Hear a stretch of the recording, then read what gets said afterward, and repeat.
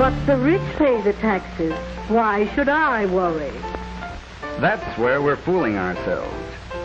Why, if government took all incomes over $5,000 a year and taxed them 100%, that would pay the cost of government for only 4 months. Everyone, whether in the factory, shop, farm, or office, pays for the cost of government. The idea that the income tax was created to make the rich pay their fair share and that tax cuts only help the rich has been with us quite a while. The proponents of the income tax in America deliberately set it up. They were progressives, let's remember. They deliberately set it up for wealth redistribution. They made no bones about it. What we're interested in is taking from the rich and giving to the poor. We want to make all incomes relatively equal.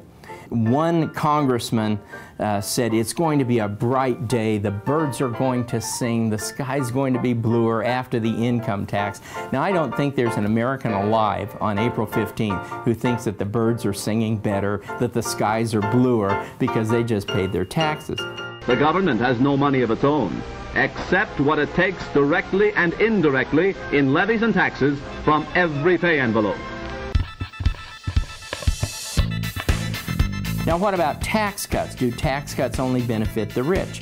We've had tax cuts now, major tax cuts, 4 times in our history. 1920s, 1960s under Kennedy, 1980s under Reagan, and in the 2000s under George W. Bush. And in each of those cases, the wealthy ended up paying a much larger share of the taxes than they had before the tax cuts.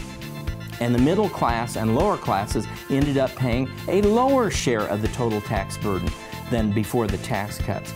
Now, you may say, well, that doesn't sound right, but sometimes things are counterintuitive, but they work.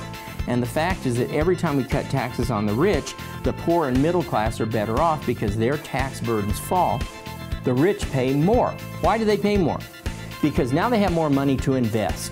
And they go out and they build factories, they build plants, they give people jobs, and then all of a sudden they have more profit. And gee, they have to pay taxes on all that profit. So while it may be counterintuitive, the evidence is overwhelming. Cut taxes on the rich, everybody's better off.